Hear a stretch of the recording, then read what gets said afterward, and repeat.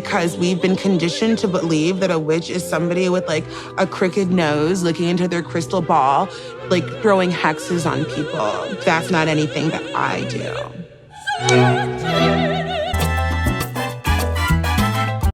Hi guys, welcome back to my channel. My name is Nikki. We will be diving into the brand new season of 90 Day Fiancé, season 10. We've dealt with this crazy show and its a million franchises now for over 10 years. And they have packed it in. This video, I'm going to focus on the two that I'm like, what are we in for? There is so much to cover, but let's just go right in. They start the episode with our first cast member having a panic attack. They are already setting the tone that the stakes are high. They introduce us to Ashley. Ashley is 32 years old. She lives in Rochester, New York, and she is a witch. I love to dance. I love to learn things. I'm a poet, and I am a witch. I'm a tarot reader. I'm an astrologer. I specialize in shadow work. Feet planted firmly on the ground. Ready to receive divine wisdom from our spirit guides. One more deep breath in, filling the belly up with air. And let it all go. Automatically, we know that she must be around a lot of white people because the first thing she says is that she's a unicorn. She's a black Ashley. So I know tons of ethnic Ashleys, but I just thought that was very specific to her experience. And I think that in itself is very telling. My spirituality guides every single part of my life. When I was in my undergrad, I had a dream. I was literally like in the woods, in the jungle, and I was like working with the earth somehow. It prompted me to talk to my biology teacher. And she's like, we're going to Ecuador in December. And I was like, sign me up. And I went. I met Manuel that very first year. Siempre tengo mi pensamiento, mi mente y mi corazón. Te amo mucho, mucho, mucho, mucho. Te amo, te amo. Chaito. My fiance's name is Manuel. He's 35 years old. He's a construction worker from Cuyo, Ecuador. She met her fiance Manuel in Ecuador about 10 years ago when she was there studying abroad, and they tried to do long distance for a while and ended up breaking up. They have obviously, led their own separate lives. They dated other people, and then she said, and she's not wrong, she's like, exes just pop up when they feel in the air that you are single. And I agree. After spending 7 years apart, they reconnected. She found out that he was single. He found out that she was single.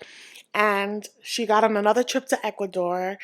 And when she went to Ecuador, it was about 2020. So it was the height of the pandemic. They went into quarantine together. And he pulled out a ring and was like, let's do this. And she was like, are you ready for this? And the answer is no. I don't think he's ready for this because she tells us that she thinks that he's a fuckboy. Okay, then why be engaged to someone that you feel that about?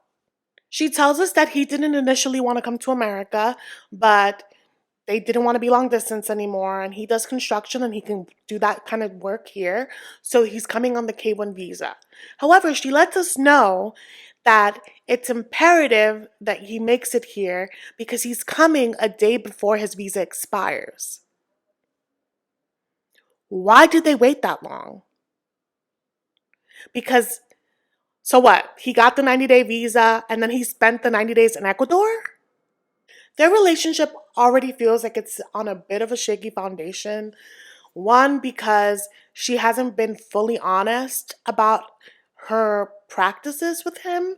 She says that he wishes that she were Catholic, but that he knows a little bit of what she does, but I don't think he knows the depth of it all or how she uses it really to make a living. And if he does have any opposition towards it, like it is going to affect their livelihood.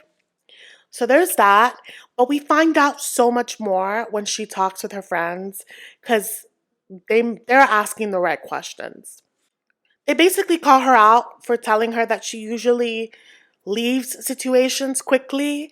And so they're like, how do you know that you're really gonna commit to this? Because apparently they didn't even believe that she was really serious about getting married.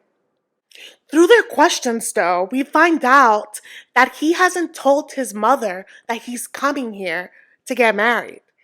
The mom, so in Ecuador and a lot of other places, people that do construction jobs, painting jobs, just like manual labor, things like that, they usually go to other towns for like a month at a time for a contract. So he's telling his mom that he's in a different town in Ecuador, but the whole time he's coming to America. His excuse is that he doesn't want to worry his mom, and especially with all the traveling and stuff, so he just prefers to tell her later. This is gonna blow up in their face. I just know it. Apparently, this is his MO. He loves to tell half truths, and you can tell in her friends' faces that they're over it. And they're also asking her if he knows the extent of her spiritual practice. She refers to her witch practices as that she works with elements, she does work in affirmations and manifestations, and she's afraid that he is going to be a bit weirded out by it. And they're also concerned about it too. And they're just like, sis, did you think this all the way through? Because you tend to have a bit of a pattern. Ashley flat out was like, listen, I am prepared to walk away if this goes left. And honestly, that is what the 90 days are for. If like you're supposed to actually I take that back. You should know that you want to marry someone and that you've worked all your things out before they're here. On the show, people take the 90 days to kind of work out the kinks of their relationship. I'm sure it's easier to do when you are together, but I wish that they would have figured out a better way. But, do what you gotta do. The next person we meet in Ashley's world is her sister, and her sister flat out says that she is the cautious sister and Ashley tends to be the more spontaneous one. So she already has her own doubts about this relationship. And Ashley isn't really, hearing her, but because she's stressed out about Manuel making his flight. So like I said, their visa expires in like 24 hours. He has a connecting flight in Miami. And in Miami, that's when he has to go through customs. She's freaking out because none of her messages have been read on WhatsApp. She's worried about him not making his flight. And she's just like, did he make it on the flight or not? Did he get turned away? She's anxious, but all in all, she has a support system. Her sister's going with her to the airport. It looks like they made signs. And so she sends off her sister to go ahead and she goes in a separate car. Remember, the episode started with her having a panic attack and then it said 24 hours earlier. Well, they take us back to that scene where she's driving to the airport and all of a sudden she just starts having this panic attack. It looks like she can't breathe. She's crying. She calls her sister. Her sister's talking her through. But I don't know about you guys. The whole time I was yelling at my TV. I was like, pull over. Pull over. Like, this is such a danger to you and to everyone that's on that road. And I'm like, get off the highway. I was just panicking with her.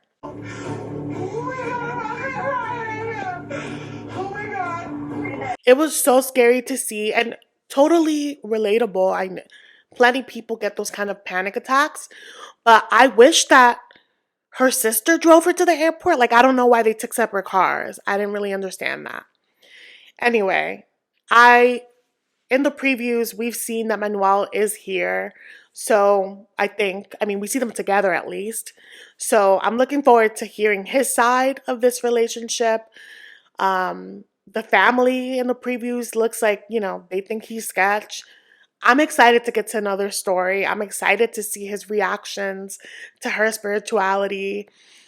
It looks like they're going to keep things very interesting. So that's that on Ashley. Hi, you. If you liked the video, show me. Leave a comment, like it. All right, let's go back to the video. Oh, and if you haven't subscribed, subscribe. Y'all, the next couple that I need to cover is Rob and Sophie. This couple is in for a rude awakening, and I honestly can't wait because, woof, there's so much to cover. But I just want to mention, first and foremost, that Sophie was specifically looking at those profiles that have an anthology of mixed race guys, because she was specifically looking for a little biracial and racially ambiguous shawty. And there she found Rob. And apparently, he was the only guy in that list of many that she liked and followed. And basically, it went down in the DMs, and they FaceTime for 8 hours, and they were like, we go together. And before I move on to Rob, Sophie, while she's looking here for a little light skinned, racially ambiguous mixed man, she herself, I think, is definitely going through a racial identity situation. She has darker features, and her skin was also like olive. We see Sophie today. I'm not going to make any assumptions as to what she's done to her skin, but her skin is lighter, has a very clear aesthetic aspiration, and has like bleach blonde wig or weave on. She likes the nice things in life. They both model. This couple really cares about their looks. Let's just say that. Because then we go to Rob, and he's at the gym, and he's like coaching himself. He basically tells us, he goes, I value looks and personality, but more so looks. And when he saw Sophie, he was like, I gotta have her. I wanted a fine ass woman. When Sophie followed me online, I was like, oh, but she got spoiled rich girl tendencies. And to 90 Day Fashion, they proceed to show us all these very photoshopped, very highly edited Instagram photos that each of them posts. But Rob tells us that even though they have so much in common at their core, the way they grew up is very different.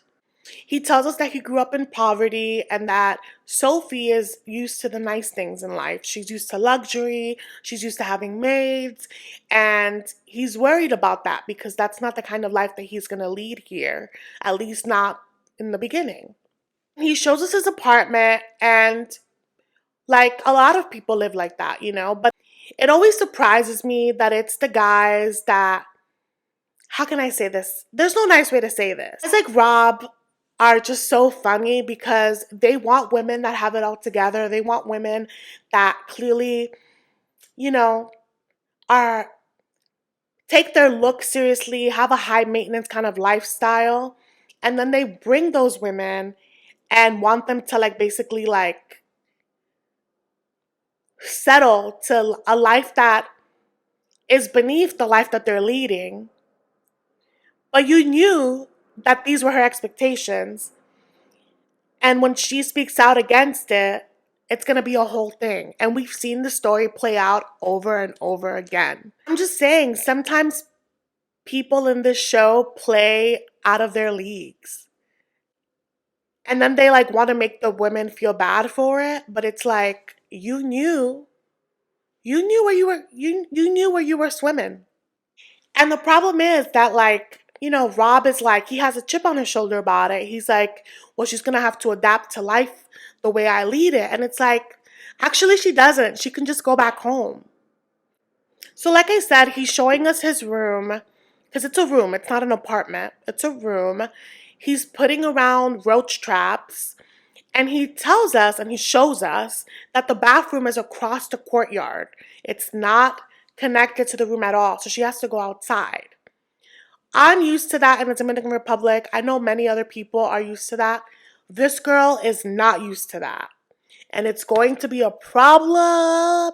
It's going to be a problem for her. No, it's going to be a problem for her because they pan to a conversation that she's having with her mom. And the mom is like, oh, the mom doesn't like him. And the mom is like, I want to call him, basically because she's like, I want to make sure that you're going to have your needs met. Because apparently, Sophie has already had a conversation with Rob, being like, you have had plenty of time to get your living arrangement set up for me. In other words, I needed you to move, and I still have that expectation. We're not living in your dusty room.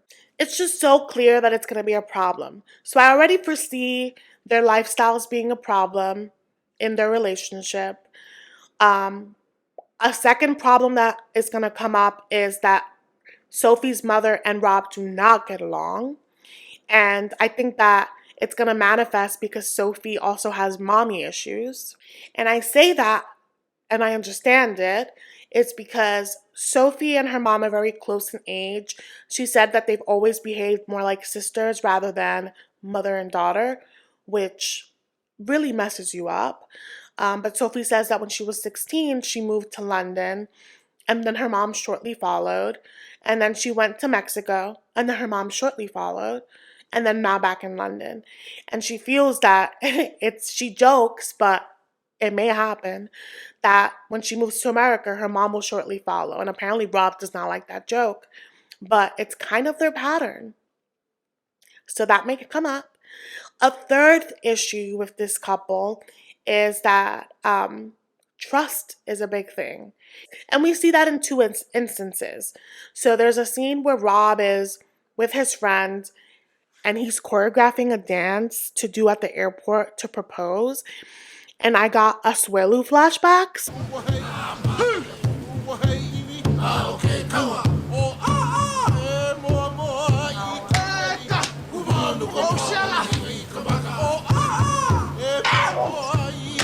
That was the secondhand embarrassment that I got for Kalani. I do not wish that on Sophie. But anyway, back to the trust issue part. He's with a friend choreographing this dance. And while they're talking, the friend is like, so you're sure about this, man? Like, and Rob is like, yeah, like, don't start. And I'm guessing the friend has voiced his opinion before. Well, the friend is like, Sophie is sketch. The last time she was here, she was on Bumble. And Rob is like, yeah, she was on it to meet friends, to make friends. She does that in Mexico too. Like, it's just something she does when she moves. And the friend is like, because there's the option for friends and for dating. And she was in the dating, and Rob is not hearing it.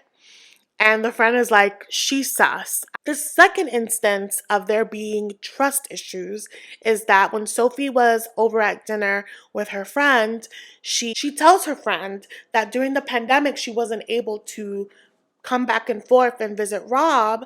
And I guess distance did not make the heart grow fonder because he was talking to another girl and was emotionally cheating on her. Apparently, she found some really intimate messages and that broke her heart, and they've been trying to repair the relationship since, but it's been hard to get over. So, okay. So far with this couple, we have lifestyle differences, we have mommy-daughter problems, we have trust issues, but then the fourth plot twist is that Sophie reveals to her friend that she's bisexual. And that's not a big deal to me, and it may not be a big deal to you. But I have a strong feeling that it's going to be a big deal to Rob because Rob's going to be like, I got to compete with everybody for you. You're looking at other people. And it also sounds like Sophie would like to explore that before she gets married. So I already know he's going to make it about himself. It's going to be a hot mess. And I can't wait to see it. I cannot wait to see her reaction finding those roach traps. Because he should have laid them out like 2 days before she got there and then cleaned them up after, he finds things. I just needed to get my thoughts out on these two couples. I'm going to make a separate video about the other ones and a separate one on Jasmine and Gino. But wow, they have packed it in this season. I'm definitely going to be tuned in this season and giving you guys my commentary on everything that's happening. If you want to follow along, please do subscribe. If you've liked this video, please like it. Please let me know in the comments. Thank you so much for watching, and I'll see you in the next one.